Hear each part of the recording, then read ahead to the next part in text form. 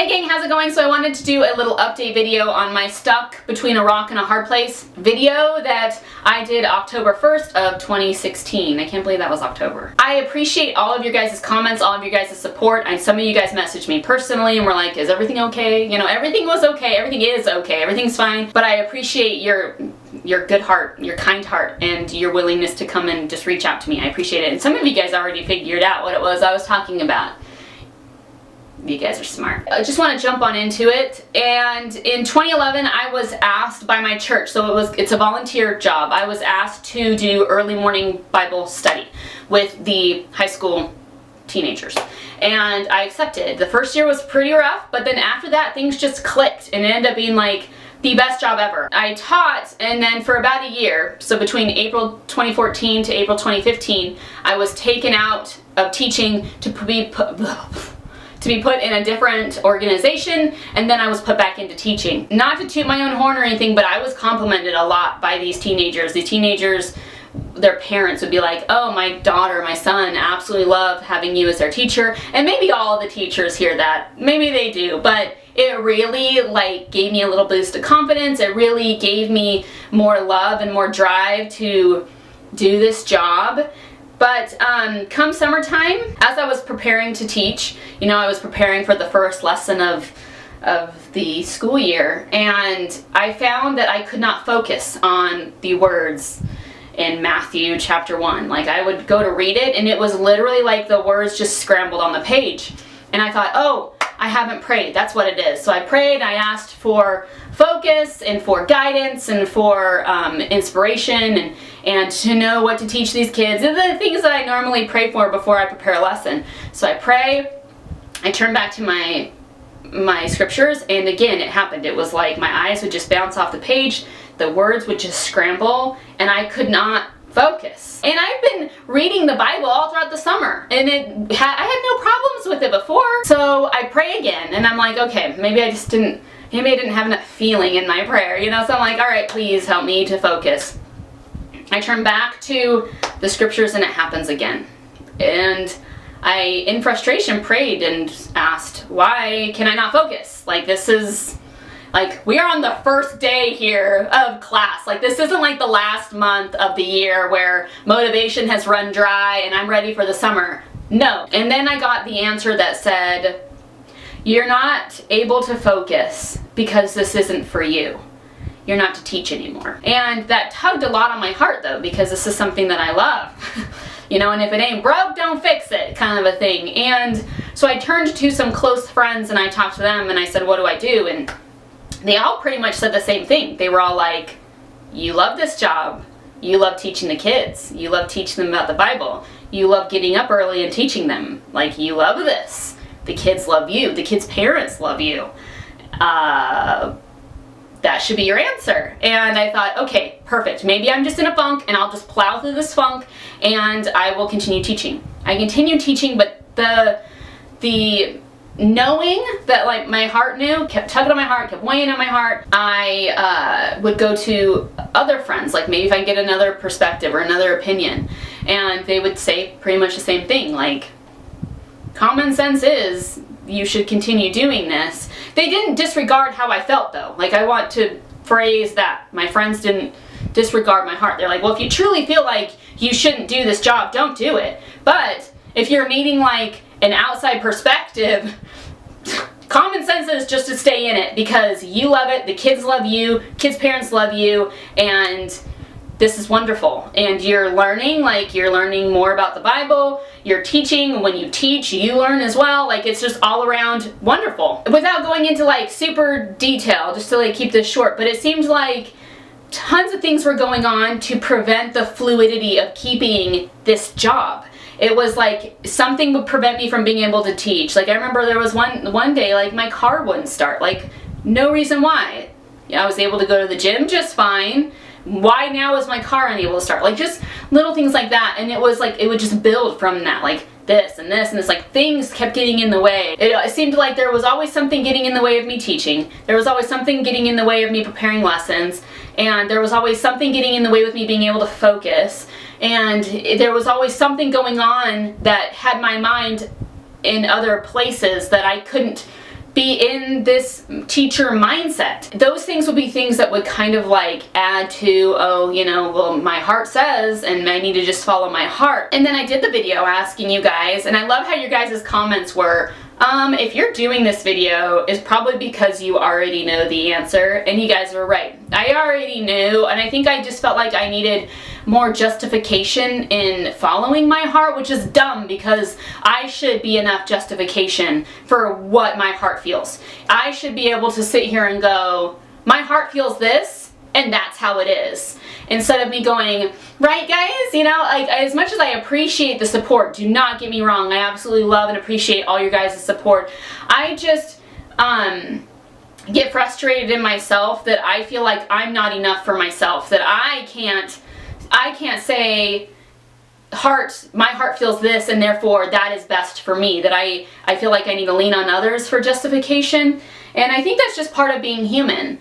And so, again, thank you guys all for your love, your care, your support, your comments. Like, I mean that 100%. Don't ever think that I don't ever appreciate that or that I don't want that in my life, because I'm not kidding. I can't tell you guys who answered and those who messaged me personally, how much I leaned on the things that you told me. And so I truly appreciate that. I thank you guys so much. But I know that I need to grow more within myself and just and to just know that when God tells me something, that's enough. So it was a lesson learned for me that I'm still in the process of growth, but it's also a lesson learned for me that I got some great people who stand beside me and great people who let me lean on them. And I thank you guys for that. Anyways, going back to what it was I was saying. So I did the video, and then this one thing was the catalyst that had me finally asking to be replaced. And that was, there was this one day where I felt absolute mourning that I wasn't the one getting my kids ready during the day. Because when I teach, my husband gets them ready, and he does a fine job with it. But for whatever reason, that day, I remember sitting there just sad that I was not the one getting my kids ready. That pulled just right on my heart that I went to church leadership and said, okay, I need to have someone replace me in the new semester. And that was the beginning of November. 2 weeks after I had asked to no longer teach and to have someone come and replace me, my husband got this job, literally out of nowhere. Like, it was, we weren't looking. We realized that if he were to accept the job, I wouldn't be able to teach anyway. Like, it would definitely halt me being able to teach anyway. So we accepted the job, and it was validation for me that there's a reason why my heart will say things, and sometimes say them many, many months in advance, so that I can be ready to make those changes in my life. Another reason too, which I won't go into super details, and I get frustrated because I want to reach a point where I can be completely open and honest with you guys. Like, I want to be open with you guys about certain things that like really like weigh on me, and to be completely transparent about it, and that you guys know exactly what it is instead of me like kind of dancing around and not really saying what it is. I want to reach that point where I can do that, but I'm not there yet. So there's timing in all things, and eventually I'll get there. Maybe this year will be that year. I understood too that if I were to ask to be replaced, I knew that other changes were going to happen. While I felt it was right, I wasn't ready, mentally ready yet for those changes because of other things going on in my life, and because of my worry as to how other people would perceive that and handle the other changes that will be happening or that have happened, you know, that kind of thing. And you know, it's stupid that I should do that. That I should sit and think, oh, if I do this, other people will view me as this. And I'm getting a lot better with that. That my truth is my truth. Just because it's my truth doesn't mean it's somebody else's truth. So if I do something a certain way, or if we're walking down this path together and I choose to kind of veer off a little bit, that's not because you're to veer off with me. You keep doing your thing, I keep doing my thing. But I always worry that if I do something a little bit different, a little bit out of the norm, this this change right here, you know, asking to not have this job is creating a change that is outside of the social norm in my little world. And I need to quit. Like, I'm frustrated with myself. I'm really frustrated. And that I do this. But I need to quit thinking that people are going to assume X, Y, and Z about me because of the things that I do. They can assume all they want, but that doesn't hold any bearing on me. You can think whatever you want, but I know who I am. So I have to like learn to like let that go. And I've done really, really good with that, but there's still like that little bit that still controls me, and it bugs the crap out of me because it shouldn't. It shouldn't, and I'm going off on a vent. But if I could sum this up and give you guys like a quick little message here at the end, and that is, if your head and your heart are going like this, and I mentioned this in a past couple videos, I think. If your head and your heart are going like this, chances are you need to follow your heart. I mean, your head will justify out of your heart's feelings over and over and over again. We all know this. We all know this, right? Tell me, how many times have you not followed your heart and you wish you had? Tell me how many times you had not followed your heart and it was the better choice. I actually would like to know. Has there ever been a time where your heart has like really told you to do something and you decided to not do it and it ended up for the better? Every time I did not follow my heart, I was always kicked down. Like I always end up falling on my butt over and over and over again. Always follow your heart. Sometimes it's weird. Sometimes, you know, following your heart means letting go of control. And that's hard too. I understand that as well. And, but know that you're in good hands, and know that if your heart says it's right, it's because it's right for you, and that it is your destiny, and that it is your, it's your journey. It's a part of your story, and no two stories are the same.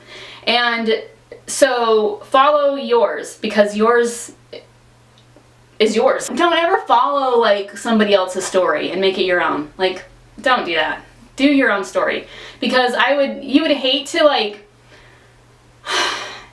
the regrets. I'm just gonna be honest, you guys. The regrets of living the expectations of other people, and the regrets of living someone else's story, or living the story that someone else kind of has written out for you, can be a good thing, because it could be with the best of intentions, and it could definitely lead you down the right path. So I'm not disregarding that one, but you don't ever want to look back and go, oh, maybe I should have done whatever. Or, man, I'm really mad that I didn't follow this path that I really wanted to follow and I really felt like I should, but because I didn't want to disappoint other people, and because I was promised this and this by being over here, you know, I followed this. Know that if your heart is pulling and your heart is guiding, it's because it's where you are to be. I promise. So I'll talk to you guys later. Catch you on the flip. Bye.